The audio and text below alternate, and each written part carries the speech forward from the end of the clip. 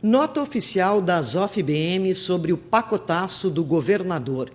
Os oficiais militares da Brigada Militar e do Corpo de Bombeiros Militar, ativos e inativos, e respectivos pensionistas, representados por sua entidade, vêm manifestar contrariedade às proposições apresentadas pelo Poder Executivo em desfavor dos militares estaduais, porquanto em flagrante inconstitucionalidade e em grave prejuízo à segurança pública. Desde o início originário da Constituição Federal, os militares federais, Marinha, Exército e Aeronáutica e estaduais, polícias militares e corpos de bombeiros militares possuem tratamento jurídico constitucional diverso dos demais servidores públicos, seja pelas incontáveis limitações de direitos, seja pelos rígidos códigos disciplinares e militares, ou ainda pela cláusula de morte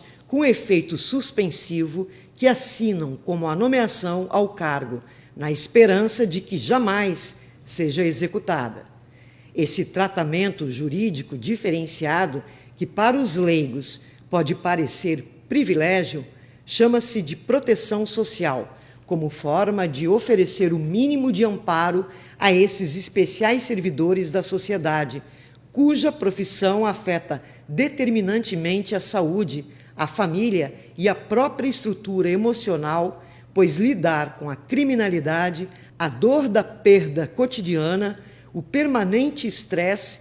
a vigilância constante, o dever legal de agir em quaisquer condições, a desagregação do núcleo familiar pela ausência, acarreta graves e irreparáveis prejuízos. A sociedade, portanto, por necessitar da proteção dos policiais e bombeiros militares, por meio do poder constituinte, assegurou determinadas condições especiais em contrapartida às inúmeras restrições vivenciais e laborais.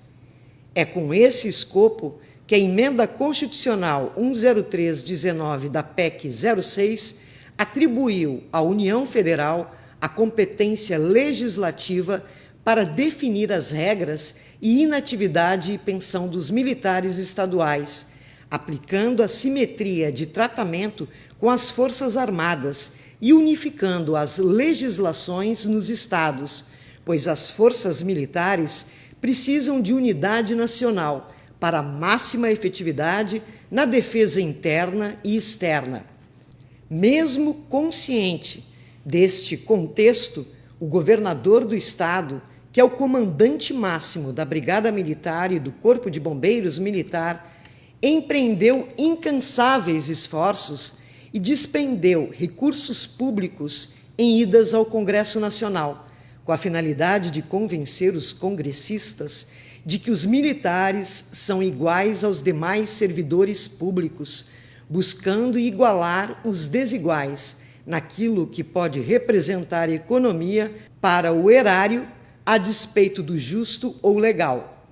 Sem êxito em sua jornada solitária, pois os demais governadores, conscientes de suas responsabilidades sociais e do valor das polícias militares e corpos de bombeiros militares, acolheram as normas gerais da União sobre proteção social dos militares estaduais, até mesmo porque este é o sistema jurídico nacional em um Estado de Direito. Ocorre que aqui no Estado, acima da Constituição Federal, está a vontade do governador em sua jornada contra o regime jurídico dos militares, pois não bastasse as derrotas em Brasília, utiliza-se agora de subterfúgio repudiável e inédito. Busca conceder o modelo remuneratório por subsídio apenas àqueles militares que aceitarem suas regras de previdência, ou seja, apenas àqueles que renunciarem ao regime jurídico que a Constituição Federal aprovou. Chantagem, coerção, estelionato legislativo ou manobra antijurídica. Quaisquer desses adjetivos servem para qualificar a proposta de conceder o subsídio, que não é benefício e sim imposição da própria Constituição, sem qualquer reajuste, com valores que reduzem os vencimentos nominais das médias remuneratórias, condicionando a absurda aceitação de regras estaduais inconstitucionais sobre a previdência para militares. Como explicar que o governador do estado, que deveria ser o primeiro a cumprir a Constituição e a lei, seja o protagonista de uma das maiores violências jurídicas já enfrentadas pelos militares gaúchos, o desrespeito das normas de proteção social? Ao interpretar a mesma Constituição para oferecer um regime diferenciado à Polícia Civil, ampliando criativamente o conceito de tempo de contribuição e idade mínima diferenciada para abranger integralidade e paridade, conforme PLC 509-19, o artigo 3º, no âmbito dos militares ocorre o revés, pois o governador recusa-se a cumprir e respeitar que militar não se aposenta, não tem previdência, não está submetido ao regime próprio, nem complementar, não se submete a alíquotas estaduais e sim federais. Enfim, no primeiro caso, estende a interpretação para beneficiar, no segundo, restringe para prejudicar. Como exigir da tropa com salários atrasados, parcelados, com déficit de 50% nos efetivos, com os maiores índices de suicídio nacional, que se mantenha firme no cumprimento da lei, se o governador é o primeiro a descumprir e mais, declara que não concorda e que vai pagar para ver? E as inúmeras ações judiciais? E a desmotivação pelo desvalor? E a multiplicação das forças para suprir as incompetências dos governos nas contratações? E a insegurança de ser tratado de forma desigual? Como ficará a segurança pública? Resposta: isso parece não importar ao governador, pois para ele pessoas são números. Antes foram votos, agora são cifras. E tudo parece valer na busca incessante de sua escalada ao poder político. A que interesses o senhor serve? Certamente não é o da sociedade gaúcha, pois ela jamais admitiria que alguém descumprisse a Constituição e a lei federal para subjugar os bravos brigadianos e bombeiros. Não aqui, não no Rio Grande, não contra a brigada guerreira.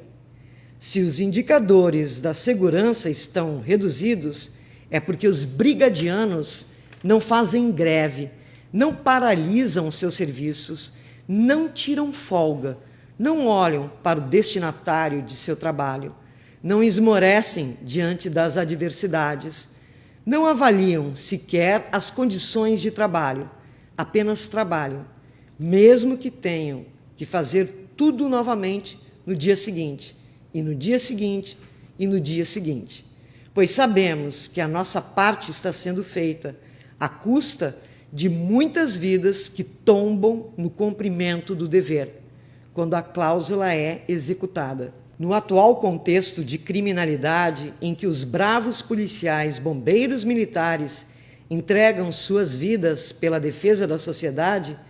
escolher suprimir ou extinguir os escassos direitos que asseguram aos militares o mínimo de dignidade é atentar contra a própria sociedade, pois sem a proteção do Estado não há como proteger a sociedade. Resumidamente, o PLC 506-19 fixa o subsídio da Brigada Militar e Corpo de Bombeiros com grave redução de valores médios e ainda com a ilegalidade condição de aderir ao regime próprio de previdência do Estado, com suas alíquotas, para receber o subsídio. Na mesma esteira de inconstitucionalidade e ilegalidade, o PLC 504-19 define que serão aplicadas as regras de previdência dos servidores públicos aos militares estaduais, em absoluta colisão, contrariando as normas gerais da União, do PL 164519. Derradeiramente, basta ao governador respeitar a ordem jurídica, retirando a condição ilegal de recebimento de subsídio à adesão em regime previdenciário inaplicável aos militares, adequar os valores do subsídio em simetria com a Polícia Civil e obedecer às normas gerais da União, que afastam as regras da Previdência, do regime dos militares, incluindo a alíquota, que estará cumprindo seu dever de bom gestor, com responsabilidade, restabelecendo a necessária segurança jurídica para que os militares possam continuar cumprindo sua missão, ora afetada pela violência das proposições. Assina Coronel Marcos Paulo Beck, presidente da Associação dos Oficiais da Brigada Militar e do Corpo de Bombeiros.